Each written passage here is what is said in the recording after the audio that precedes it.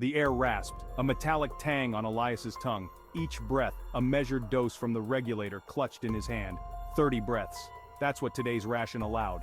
30 sips of life in a city that choked on its own fumes. Towers scraped a sky the color of old bruises. The sun, a hazy memory. Decades ago, they said, the air had flowed free, an endless ocean of life. Now it was a currency more precious than gold, traded in gasps and wheezes. Elias navigated the crowded marketplace, a sea of faces, masked and gaunt. Their eyes, windows to desperation, followed his every move, their gazes glued to the regulator clutched in his hand. He knew that look. The hunger, not for food, but for the very essence of life. It gnawed at him, a constant reminder of his own precarious existence. He wasn't immune to the hunger, he just knew better than to show it. He reached his stall, a rickety affair of salvaged metal and plastic sheeting. Here, amidst the cacophony of the market, he traded his meager wares, hand-stitched filters for the aging regulators that were lifelines for the city's inhabitants. It wasn't much, but in this world on borrowed breath, every gasp counted. Every filter sold, a small victory in the daily struggle for survival. The day wore on, a tapestry woven with the rhythm of haggling and the rasp of strained breaths. The sun, a pale ghost behind the smog, began its descent, casting long, grotesque shadows that stretched across the marketplace. It was then that Elias saw her. A woman, her frame gaunt, her face etched with a desperation that cut deeper than the hunger pangs gnawing at his own stomach. Beside her, a boy, no older than 6, his small chest heaving with each shallow breath. He watched them, his gaze drawn to the luminous glow of the boy's regulator. A child's model, smaller, insufficient. It wouldn't be long before... He pushed the thought away, a knot of unease tightening in his chest. He knew that dance, the delicate balancing act between life and death that played out in the suffocating confines of their world. The woman clutched a small, tarnished locket in her hand, her eyes pleading with the stall owner across from Elias. A trade, a desperate gamble for a few more breaths for her son. Elias knew what was in that locket, what it represented. A lifetime of memories traded for a few precious moments of air. His heart ached with a familiar pain. The stall owner shook his head, a gruff refusal. The locket, a trinket of the past, held no value in this world obsessed with survival. The woman's shoulders slumped, her thin frame seeming to shrink even further under the weight of her despair. The boy, his breath hitching in his chest, coughed, a dry, rattling sound that echoed in the hushed market. The woman's eyes met Elias's, a plea in their depths. He looked away, his hand instinctively clutching the regulator at his side. He knew what she was asking, not with words, but with the raw, primal language of a mother's love, a silent bargain for her son's life. He felt a ghost of a touch, a memory surfacing from the depths of his childhood. A memory of his own mother, her hand trembling as she adjusted his mask, her voice a soothing balm in the suffocating darkness. He looked back at the woman, his resolve crumbling under the weight of her gaze. He couldn't save them, not really. But perhaps, he could offer them a moment. A stolen breath in a world that choked on its own despair. He reached into his pocket, his fingers closing around a small polished stone.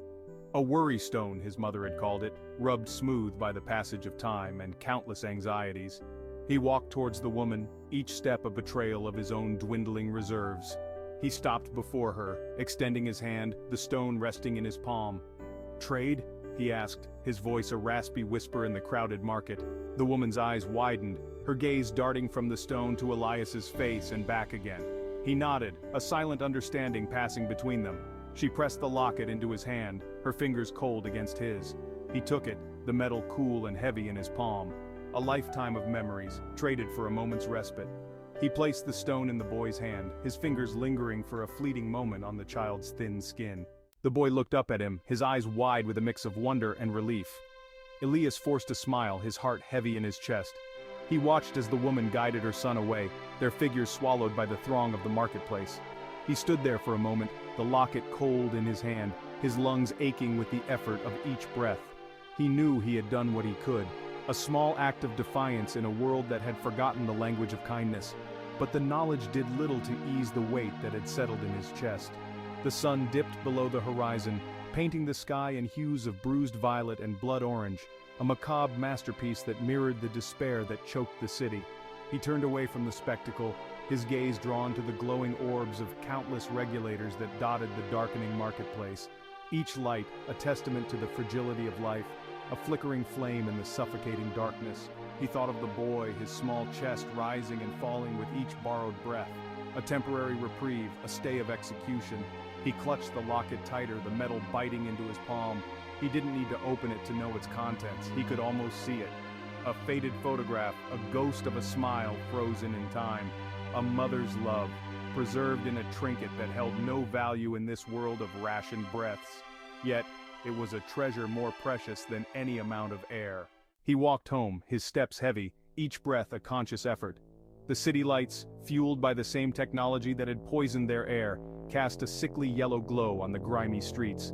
The air hung thick and heavy, a suffocating blanket that pressed down on him, squeezing the air from his lungs. He thought of the woman, her face etched with a desperation he knew all too well. The desperation of a parent willing to sacrifice everything for their child. He had seen it countless times, the lengths to which people would go to secure another breath, another day, another moment with the ones they loved. It was a testament to the enduring power of the human spirit, even in the face of such overwhelming despair. He reached his dwelling, a cramped, airtight room in one of the city's countless high-rises. A single, flickering light bulb illuminated the meager space, casting long shadows that danced across the bare walls. He collapsed onto his makeshift bed, his body heavy with exhaustion. He closed his eyes, the image of the boy's face, his eyes wide with gratitude, seared into his mind. He knew the relief wouldn't last, that the boy's fate, like so many others in this forsaken city, was a foregone conclusion. But for now at least, he had breathed. He drifted off to sleep, the locket clutched in his hand, the weight of it a comfort against his chest. He dreamed of open skies, of wind whispering through trees, of the forgotten scent of rain. He dreamed of a world where breath was not a commodity, but a birthright. A world where mothers didn't have to barter their memories for their children's lives. He woke with a gasp, the familiar metallic tang of recycled air stinging his nostrils. He looked down at the locket in his hand, his fingers tracing the inscription on its surface. A name, faded but still legible. A reminder of the woman's sacrifice, of the boy's fleeting reprieve. He clutched it tighter, a promise etched in his heart. He would remember. He would remember the weight of every breath, the preciousness of every moment. He would remember the woman's sacrifice, the boy's fight for life, and the love that had bound them together, even in the face of oblivion. He would carry their memory with him, etched in the vapor of his every breath, a testament to the enduring power of the human spirit in a world that had forgotten how to breathe.